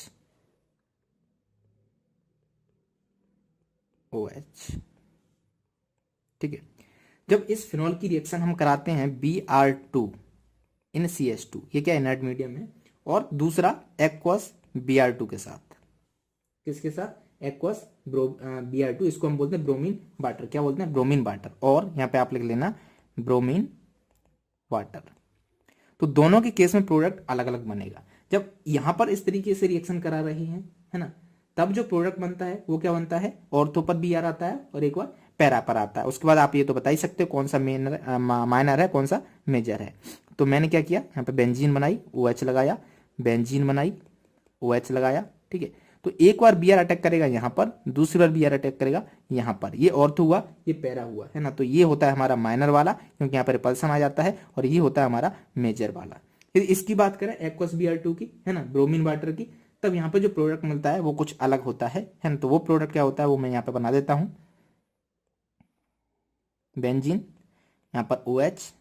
ठीक है, यहाँ पर Br आ जाता है, यहाँ पर Br आ जाता है, और यहाँ पर भी Br आ जाता है, पिक्रिक एसिड की तरह, है ना। तो 2,4,6 ट्राइब्रोमोफिनॉल, इसका जो नाम है वो भी लिख सकते हो, लिखना हो तो 2,4,6 ट्राई क्यों, क्योंकि 3 Br आ रहे हैं, तो ट्राइब्रोमोफिनॉल, नाइट्रो तो नहीं है ना, हाँ, 2,4,6 ट्राइब्रोमोफिनॉल। ठीक है, तो इस तरीके से आप देख सकते हो, जब ब्रोमीन वाटर से हम फिनॉल का रिएक्शन कराएंगे तब हमें क्या मिलेगा, इस तरीके से कुछ स्ट्रक्चर मिल जाएगा। अब लास्ट रिएक्शन, लास्ट स्लाइड है रिएक्शन ऑफ फिनॉल्स की, तो ध्यान से देखना, सिंपल सी है। रिएक्शन विद जिंक डस्ट, जब आप फिनॉल, आपके पास कोई फिनॉल है, ठीक है, इसकी रिएक्शन आप जिंक डस्ट से कराते हो, सिंपल सी हमें क्या मिल जाती है, बेंजीन मिल जाती है। क्या मिल जाती है, बेंजीन, है ना। सिंपल सी क्या मिलती है, बेंजीन प्लस ZnO। तो आपको पता होना चाहिए कि जब भी कन्वर्जन में कहीं हमें जरूरत पड़े बेंजीन की, और वो हमें फिनॉल से बनाना हो, तो क्या कीजिएगा, जिंक डस्ट का यूज कीजिएगा।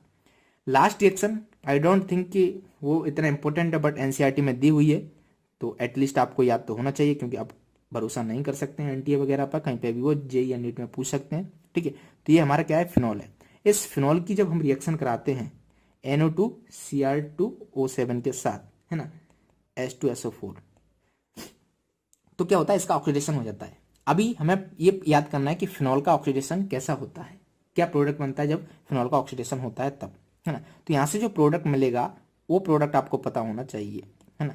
तो यहाँ से जो प्रोडक्ट मिलता है वो क्या मिलता है, इस तरीके से कुछ मिलता है। यहाँ पर डबल बॉन्ड 3 डबल बॉन्ड होते हैं, तो वो शिफ्ट हो जाते हैं इस तरीके से। यहाँ पर 2 ही रहते हैं और यहाँ पर O और O आ जाती है। इसका जो नाम है वो भी इंपॉर्टेंट है ना, ये नाम आपको पता होना चाहिए, बेंजोक्विनोन। बेंजोक्विनोन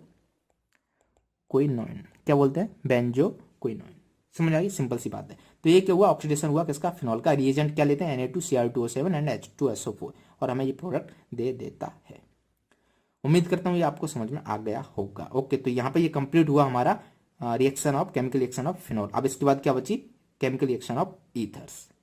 तो अब शुरू करते हैं chemical reactions of ether. Last topic है इस चैप्टर का, राइट। तो केमिकल रिएक्शन ऑफ ईथर्स में पहला जो हम देख रहे हैं वो है हैलोजनेशन। ठीक है, क्या है, हैलोजनेशन।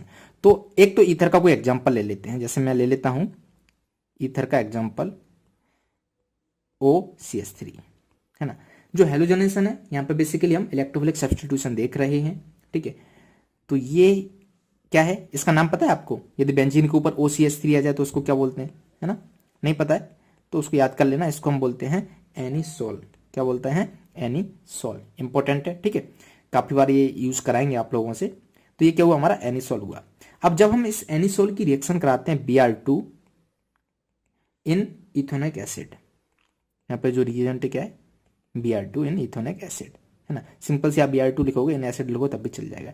तो ये जो Br है वो अटैक कर देता है ऑर्थो और पैरा पर। कहां पर अटैक कर देता है, ऑर्थो पर या फिर पैरा पर। तो यहां से जो प्रोडक्ट मिलता है वो क्या मिलता है हमें, एक बार जो Br2 है, यहाँ पे तो OCH3 रहेगा, वो ऑर्थो पर जाएगा और एक बार कहां पर जाएगा, पैरा पर जाके अटैच्ड हो जाएगा, है ना। तो OCH3 और एक बार कहां जाएगा, पैरा पर Br।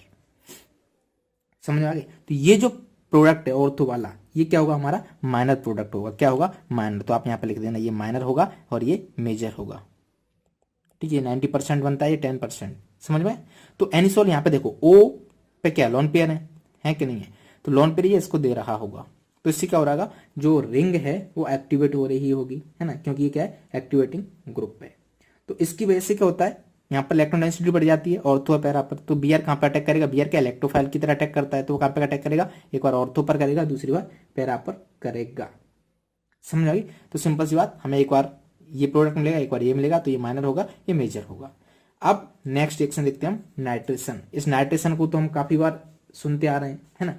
तो नाइट्रेशन सिंपल तरीके से जल्दी से फटाक से करवा लेते हैं, कैसे क्या होती है। तो यहाँ पे हम क्या लेते हैं, एक ईथर लेते हैं O, और एनिसोल ही ले लेते हैं OCH3, सारी की सारी एनिसोल की देख लेते हैं। यहाँ पर नाइट्रेशन में क्या कहा रहता था, H2SO4 एंड HNO3, ये हमारा रहता था। ठीक है, कंसंट्रेटेड H2SO4, ये ध्यान रखना इसको,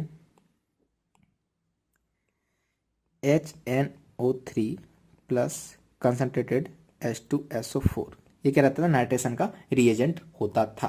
तो यहाँ से सिंपली क्या होगा, NO2 अटैक करेगा यहाँ पर, एक बार ऑर्थो पर करेगा, दूसरी बार पैरा पर। तो जो प्रोडक्ट मिलेंगे वो क्या मिलेंगे, ये क्या हमारा एनिसोल है, तो यहाँ पर एक बार गया NO2, इसको मिटा लो और क्या लगाओ, NO2। तो एक बार NO2 ऑर्थो पे लगा, एक बार कहाँ पे लग जाएगा, पैरा पर लग जाएगा। ठीक है, ये हमारा एनिसोल है और यहाँ पर क्या लग गया, NO2। ठीक है, ये ऑर्थो और ये पैरा। तो मेजर और माइनर आप बता ही सकते हो, मेजर कौन सा होगा, ये वाला, क्योंकि यहाँ पे रिपल्सन कम होगा। तो ये क्या होगा, हमारा मेजर, और ये क्या होगा, हमारा माइनर। तो इस तरीके से हम क्या करा सकते हैं, नाइट्रेशन करा सकते हैं। ठीक है, नेक्स्ट रिएक्शन हम देखते हैं, फ्रीडल क्राफ्ट रिएक्शन। ये भी बहुत सिंपल है। तो अगेन इसको भी स्टार्ट करते हैं हम एनिसोल के साथ। तो एनिसोल लेते हैं पहले, तो ये रहा हमारा एनिसोल। ठीक है, जब एनिसोल की रिएक्शन हम कराते हैं CHCl3, है ना, एनहाइड्रस AlCl3, यहाँ पे एनहाइड्रस ले लेते हैं, क्या, एनहाइड्रस AlCl3, एनहाइड्रस मतलब क्या, पानी नहीं है वहां पे। ठीक है, CH2। तो यहाँ पे ये जो है ना CH3 जाता है, ये क्या लिखा है मैंने, CH3Cl3 कैसे लिख दिया, ये तो पॉसिबल ही नहीं है ना। यहाँ पे CH3Cl, क्योंकि 4 बॉन्ड होते हैं कार्बन के, तो 3 ये 1 ये, तो CH3Cl। तो ये CS3 अटैक कर देता है यहाँ पर ऑर्थो पर या फिर पैरा पर। कैसे? यहाँ पर इलेक्ट्रॉन डेंसिटी कहाँ पे बढ़ाएगा? ऑर्थो पे बढ़ाएगा या फिर पैरा पे बढ़ाएगा, क्योंकि ये एक्टिवेटिंग ग्रुप है, प्लस एम इफेक्ट है इसका, है ना। तो CS3 कहाँ पे? ऑर्थो पर अटैक करेगा एक बार, पैरा पर अटैक करेगा। तो यहाँ से जो प्रोडक्ट मिलेंगे वो प्रोडक्ट आप फटाक से बना लीजिएगा, है ना। ये हमारी बेंजीन हुई, ये हमारा एनिसोल हुआ। तो एक बार यहाँ पे आ जाएगा CS3 और दूसरी बार ये हमारी बेंजीन हुई, यहाँ पे वो CS3 लगा है और यहाँ पर CS3, है ना। तो आप बताओ मेजर और माइनर कौन सा हुआ? तो ये हुआ हमारा मेजर प्रोडक्ट। क्यों? क्योंकि रिपल्सन कम होगा। और ये हुआ हमारा माइनर। समझ में आ गई? तो ये हुई फ्रीडल क्राफ्ट की रिएक्शन। अब मान लो ये तो हमने CH3Cl यानी कि अल्काइल हैलाइड लिया है ना। इसका भी नाम आपको पता होना चाहिए, एनिसोल, मैं पहले ही बता चुका हूँ। अब मान लो थोड़ा सा केस चेंज करते हैं, यहाँ पर कोई दूसरा लेके चेक करना तो क्या होगी रिएक्शन, है ना। तो मैं इसको नई स्लाइड में देख लेता हूँ। जैसे मैं एक फिनॉल ले लेता हूँ, एनिसोल ले लेता हूँ फिर से। ये हमारा एनिसोल है OCH3। यदि अब की बार इसकी रिएक्शन करें हम असाइल हैलाइड से, है ना। असाइल हैलाइड का कोई एग्जाम्पल क्या होगा? CH3C double bond OCl। और बाकी सारी condition same as it is जो थी NH2AlCl3। ठीक है। अब यहाँ पर क्या अटैक करेगा? यहाँ पर अटैक करेगा, ये कहाँ पर करेगा? ऑर्थो पर करेगा और पैरा पर करेगा। ठीक है। तो यहाँ से जो प्रोडक्ट मिलेंगे वो प्रोडक्ट आप बता ही सकते हो फिर, है ना। तो क्या प्रोडक्ट मिलेंगे? ये रहा हमारा एनिसोल, हाँ या ना? तो हम 2 एनिसोल बना लेते हैं। ये रहे हमारे एनिसोल। तो बेसिकली COCH3 अटैक कर देगा ऑर्थो पर और एक बार कहाँ कर देगा? पैरा पर। तो यहाँ पे जो प्रोडक्ट मिल जाएगा हमें वो क्या मिल जाएगा? यहाँ पर आ जाएगा C डबल बॉन्ड OCH3 और एक बार आ जाएगा यहाँ पर, ठीक है, C डबल बॉन्ड OCH3। देख रहे हो इस तरीके से, ठीक है। तो आप मेजर माइनर तो आप बता ही सकते हो, है ना। तो ये जो प्रोडक्ट हुआ वो क्या होगा? माइनर, क्योंकि यहाँ पर रिपल्सन होगा ऑर्थो पर है। और ये क्या होगा? मेजर। समझ आएगा? तो इस तरीके से आप यहाँ पर कुछ भी चेंज होता है, यहाँ पे C2H5 ले लें या और भी ले लें, तो बहुत सारी रिएक्शंस बनाई जा सकती हैं। बस आपको थोड़ा सा पता होना चाहिए आइडिया कि कैसे क्या यहाँ पे अटैक होता है और कैसे प्रोडक्ट मिलता है। अब शुरू करते हैं cleavage of CO bonds and ethers. Next reaction है ईथर की, काफी सिंपल है और काफी इंपॉर्टेंट है, समझने की कोशिश करना। यहाँ पे क्या करता हूँ मैं? 2 रिएक्शन ले लेता हूँ, 2-3 एग्जाम्पल से समझाता हूँ, ठीक है। ये CH3 ये क्या? एक ईथर है, ठीक है। यदि हम इसकी रिएक्शन कराते हैं HI से, है ना, ये क्या? एक HI, ठीक है, एसिड। तो यहाँ पे क्या होगा? ये ना H+ को ले लेगा यहाँ से, पहले स्टेप में क्या होगा? H+ को ले लेगा, तो यहाँ पे प्रोटोनेशन हो जाएगा, यानी कि CH3O, यहाँ पे क्या जाएगा? H आ गया था, ठीक है, और इधर CH3, ठीक है, ये प्लस आ जाएगा। अब नेक्स्ट स्टेप में क्या होगा? यहाँ पे क्या बचेगा? I+I-, ठीक है। नेक्स्ट स्टेप में क्या होगा वो आपको समझना होगा। ये जो है ना CH3, इसको थोड़ा सा सही से लिखते हैं, CH3O CH3, यहाँ पे क्या था? S था और ये पॉजिटिव है और प्लस I-, ठीक है। यहाँ पर I- का अटैक होगा। क्या होगा? I- का अटैक। अब एक बॉन्ड टूटना है CO, है ना, और ये CO बॉन्ड। अच्छा, यहाँ पे तो दोनों ही सेम है, तो कोई फर्क नहीं पड़ेगा, किसी भी बॉन्ड को तोड़ दो। मान लो हमने ये बॉन्ड तोड़ दिया, जब ये बॉन्ड तोड़ेंगे तो यहाँ पे क्या आएगा? ये CH3OH, हाँ कि ना, प्लस, है ना। तो I कहाँ पे जाएगा? यहाँ पे आ जाएगा, तो CH3I। तो सिंपल सा इस तरीके से ये मैकेनिज्म हुई। अब मान लो आपको डायरेक्ट प्रोडक्ट बनाना है, एग्जांपल की बात करें, है ना, तो मैं एक एग्जांपल ले लेता हूं, CH3O C2H5 प्लस HI, मतलब प्रोडक्ट क्या बनेगा? तो सिंपल सा H तो यहां गया, है ना, H यहाँ जाएगा, ये पॉजिटिव हो जाएगा। अब बॉन्ड कौन सा तोड़ना है वो हमको डिसाइड करना है, ये वाला तोड़ना है या ये वाला। क्योंकि इस केस में ये बड़ा ग्रुप है, छोटा ग्रुप है, तो यहाँ पे क्या होगी? SN2 रिएक्शन होगी और जो I- है वो जहां हिंडेंस कम है वहां जाएगा, यानी कि ये वाला टूट जाएगा, I यहाँ पे चला जाएगा, तो यहाँ पे क्या जाएगा? CH3I और उधर क्या बचेगा? C2H5OH। समझ आए? इस तरीके से ये रिएक्शन होंगी। अब एक और केस देख लेते हैं, फिनाइल वाला, लास्ट केस है। जैसे मान लो मैंने यहाँ पे एक फिनाइल यानी कि फिनॉल लिया, ठीक है, और यहाँ पे एनिसोल ले लेते हैं OCH3। अब यदि हम इसकी रिएक्शन कराएं HI से, किससे? HI से, तब आपको बताना है कि प्रोडक्ट क्या बनेगा। तो सिंपल सी बात है, ये बॉन्ड टूटेगा या ये बॉन्ड टूटेगा तो पॉजिटिव चार्ज यहाँ पे आएगा जो कि अनस्टेबल है ना। तो ये बॉन्ड टूटेगा तो पॉजिटिव चार्ज कहाँ पे आएगा? यहाँ पे, है ना। तो ये वाला बॉन्ड टूटेगा, यानी कि HI कहाँ जाएगा? सॉरी, जो आयोडीन है वो कहाँ पर अटैक करेगा? यहाँ पर, तो यहाँ पे क्या आएगा? OH। सिंपल सी बात है, ठीक है। तो यहाँ से जो प्रोडक्ट मिलने वाले हैं वो क्या मिलेंगे? फिनॉल यहाँ पे आ जाएगा OH प्लस CH3I। समझ आई? तो इस तरीके से हमारी रिएक्शन हो जाएगी, है ना। ये बॉन्ड क्यों नहीं टूटा है? क्योंकि पार्शियल डबल करेक्टर है और ये काफी स्टेबल बॉन्ड है, इससे स्ट्रॉन्ग है। ये वीकर बॉन्ड है तो फटाक से टूट जाएगा, है ना। तो इसको मैं थोड़ा सा इरेज कर दूँ जिससे आपको दिक्कत ना हो। तो ये हुआ हमारा चैप्टर 11 कंप्लीट, है ना।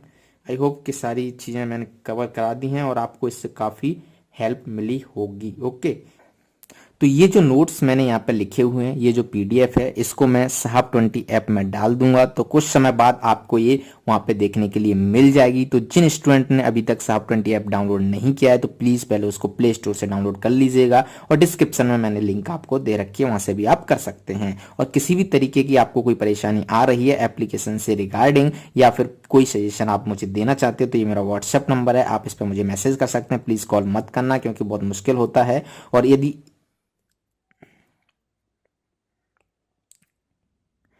और अब तो इस वीडियो को लाइक कर दो यार, शेयर कर दो अपने उन दोस्तों को जिनको इसकी काफ़ी ज़रूरत है ना, जिन्होंने अभी तक कुछ नहीं पढ़ा है, जो चाहते हैं कि कोई एक दो वीडियो ऐसा हो जिसमें 1-1.5 घंटे में चैप्टर कंप्लीट हो जाए, उनकी केमिस्ट्री कंप्लीट हो जाए, है ना। तो ये वीडियो उनके लिए काफ़ी इंपॉर्टेंट है, तो प्लीज़ उनको शेयर कर दीजिएगा।